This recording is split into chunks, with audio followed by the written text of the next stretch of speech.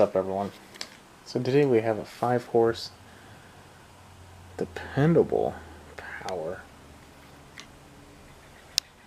plus rototiller here that I just took the one over, and the person that gave it to me said that the person he got it from said it wouldn't run, and well, now it's here. So I want to test it out myself, so I pulled the choke. The choke was a little stuck. Unstuck it and pulled on it 2-3 times, started right up. But as you can tell, it's leaking. If you look, it's leaking from the choke. So that tells me that I think the diaphragm in there is probably bad. The fuel itself smells absolutely horrible, but I did run on it. So I think what we're going to have to do here is take the air filter off, which this is the wrong type of air filter, by the way, and take off the carb, take out the tank, empty the tank, check out the condition of said tank. It has oil. It's not bad. It's not great, but it's not bad. And probably, I don't think we need to really clean it. I mean, it probably wouldn't be a horrible idea. I mean, at least blow it out and make sure everything is okay in there. Take out the jets, clean those.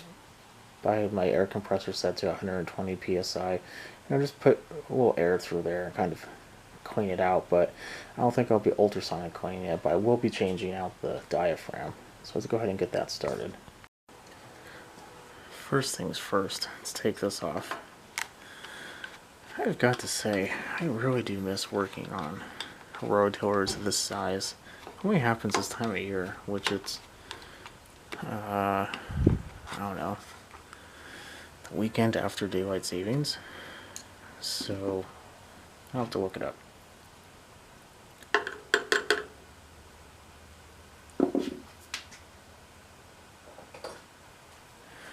Well, I shouldn't say it only happens, but this is usually when I get a lot. This is like the perfect size. I don't have to lean down. Table can be all the way up.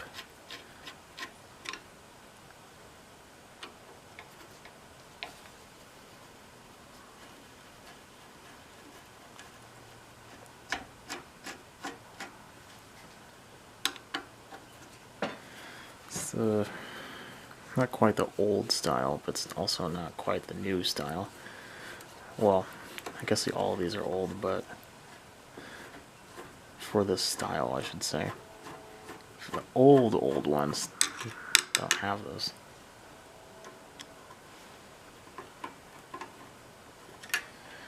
And there's a whole lot more screws holding it on.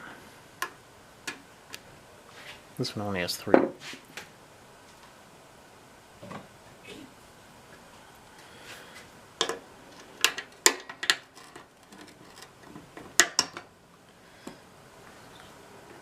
The newer version, I think that's 5. Oh man, this gas smells disgusting.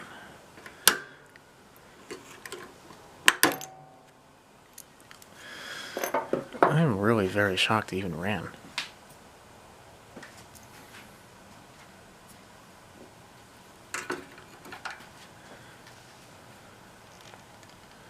So behind this muffler, you're going to see 2 flathead screws. Well, excuse me, 2 Phillips screws. But they're also 3/8 bolt.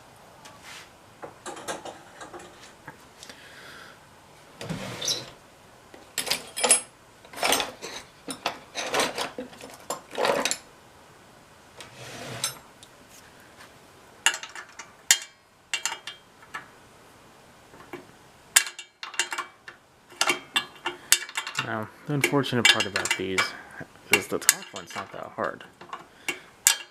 The bottom one is not. Let me show you. That's the one I'm working on. That one right there is the hard one. So I'm going to do a little digging on that bottom one because you want to do that one first, and then we'll bring it back. got it off.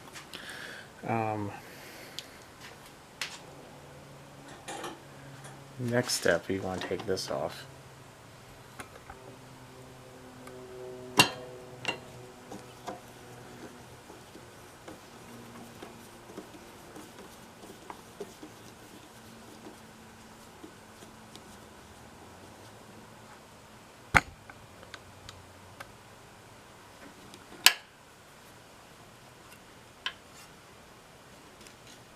There we go. This is very important not to lose. I mean, yes, all of it's important not to lose, but especially that.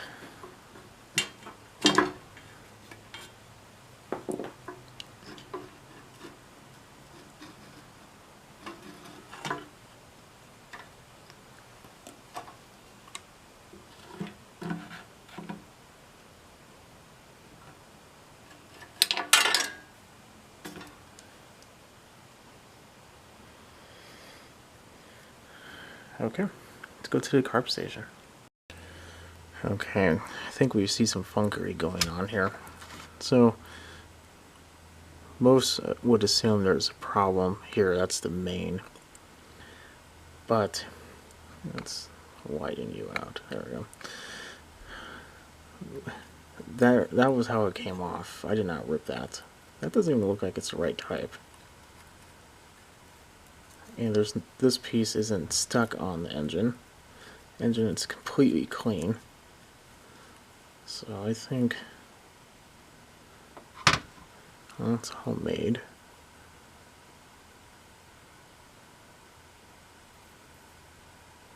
I don't know.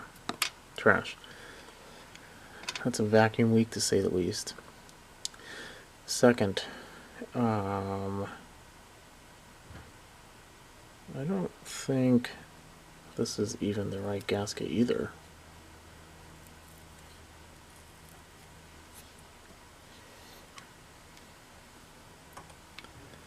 I mean, it could be. It just also looks both haggard and has that sense of homemade to it.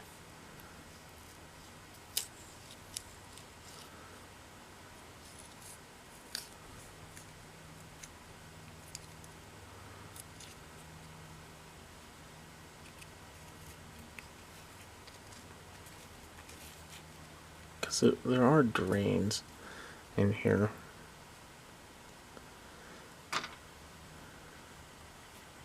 And if they're plugged, they're not going to get fuel to the right places. And that can happen with bad fuel, dirty carb, homemade gasket. I mean, look at that hole. I have nothing wrong with homemade gaskets. In fact, I may not have this one.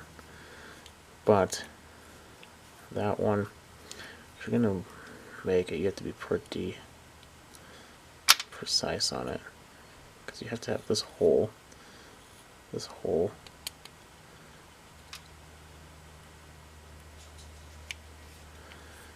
and at least the right shape.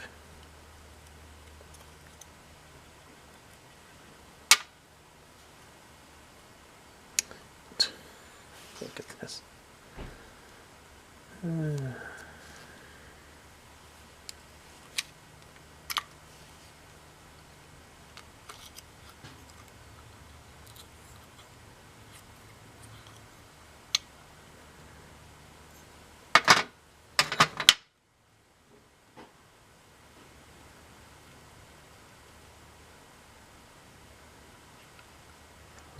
It's not horrible.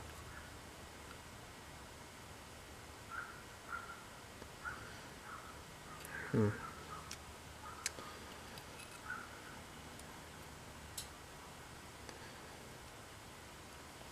I think we found our problem. What's this?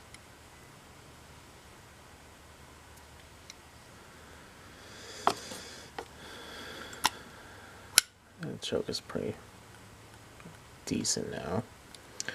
Okay, I'm gonna look for the correct parts. Okay, so first things first, intake leak. a little bigger, but it should be good, and it's a nice thick one. That's what you need for these. There's also this one, but I think it's the same. Yeah, it's the same. Next, that's the right gasket. See how it matches the holes? So we will be using this one instead. And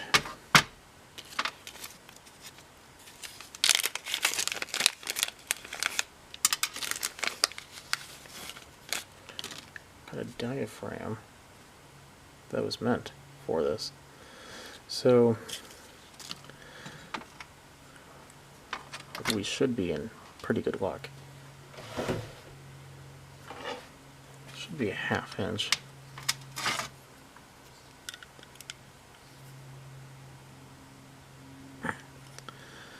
It's not wanting to come off.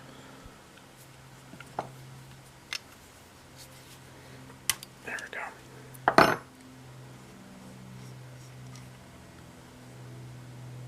Okay.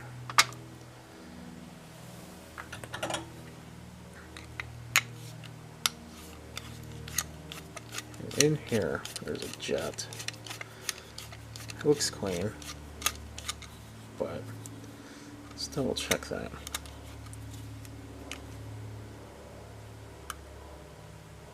And we're already here.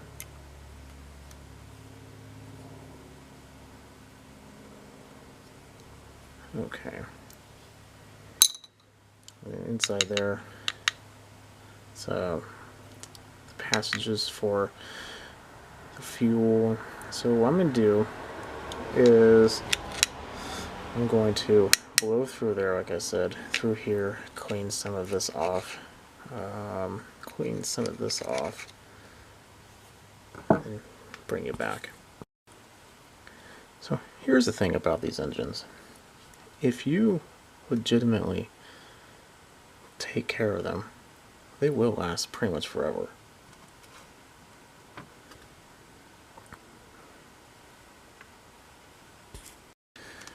I mean, really just this is a going pad.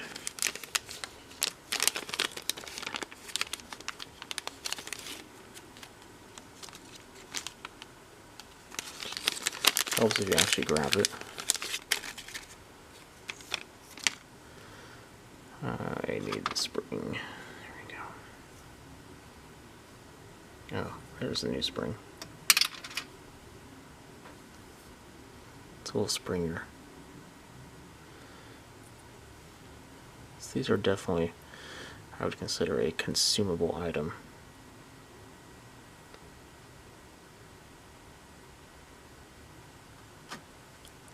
And you can, I'll wipe this off a little bit, replace these while on the engine.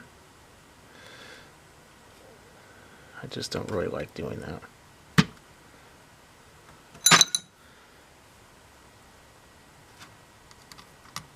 There's probably nothing wrong with it.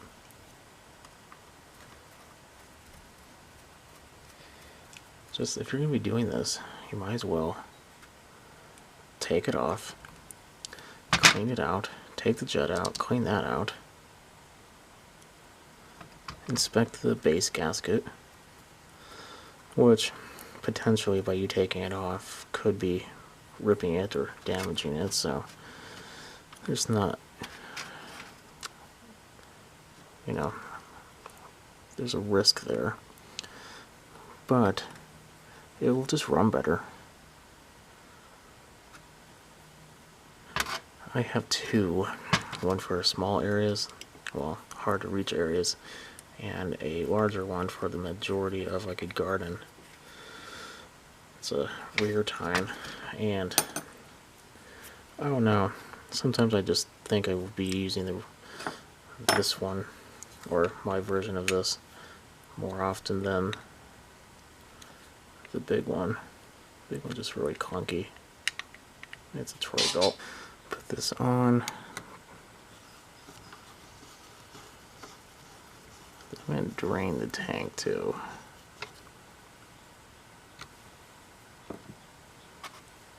Make sure that's okay. It is. Okay, good. First gasket that wasn't homemade.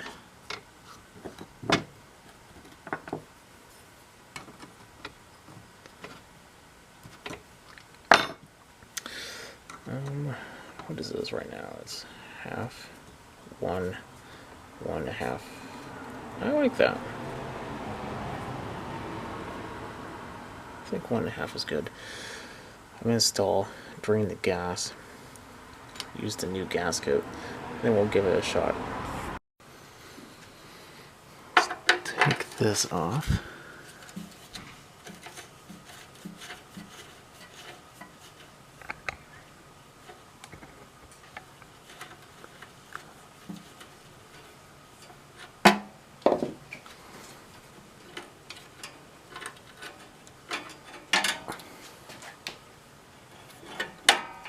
There we go.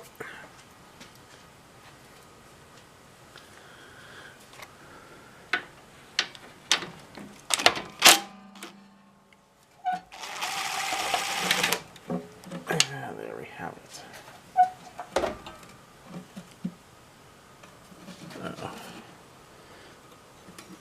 This little spring.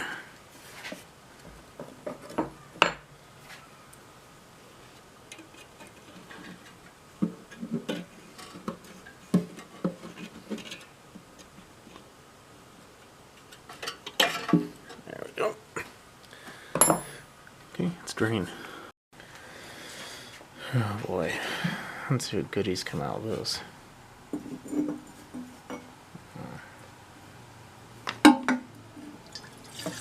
Oh my god.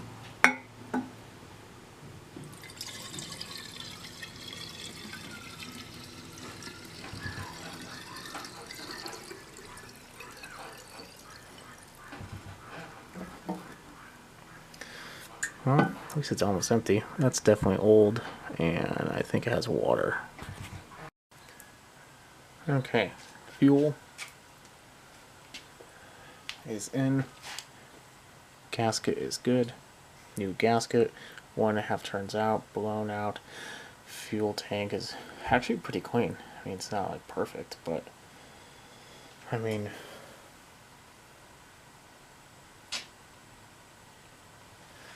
I think this was made in '77. It's pretty good.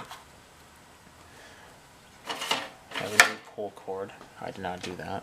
For whatever reason, it was wrapped up on itself, so it makes me wonder if they have a pull cord problem I'm just not seeing right now. Now, when you first start these, it can be a little rough, because that pump, that little diaphragm, has to move some fuel in this little cavity, which is dry now. I emptied that out too and cleaned it out. So, it's going to take a couple pulls.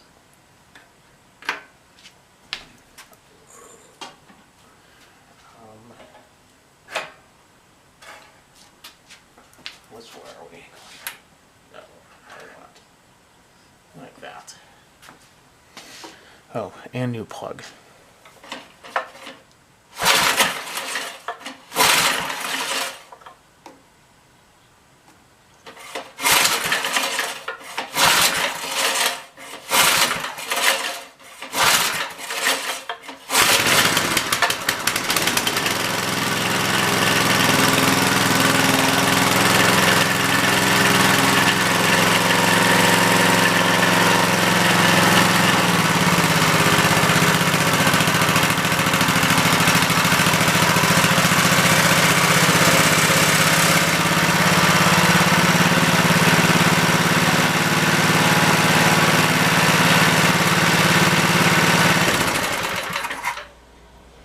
You're still getting some leakage.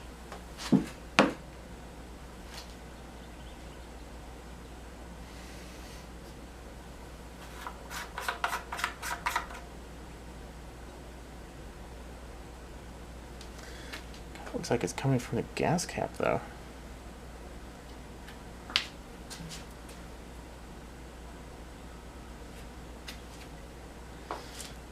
Pretty sure I tightened those down pretty good. Let me double check. So it just wouldn't stop leaking. It wouldn't make a seal in the base of the gasket where the carburetor and tank was meeting. that means that someone over torqued it and the carburetor or the tank is bent. Way around that is put 2 gaskets on there. I don't like doing that because it's wasteful, but I had to. So let's give it a pull, see what happens.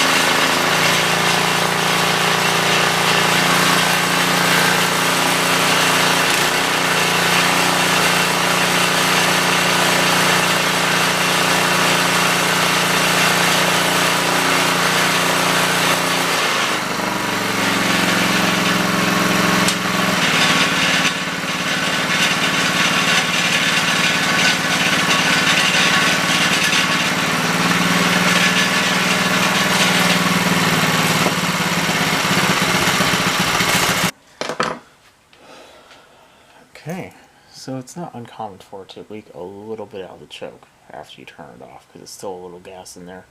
It chokes the open doorway. That's what happened the first time. It seems to be dry now. I'm not going to worry about it.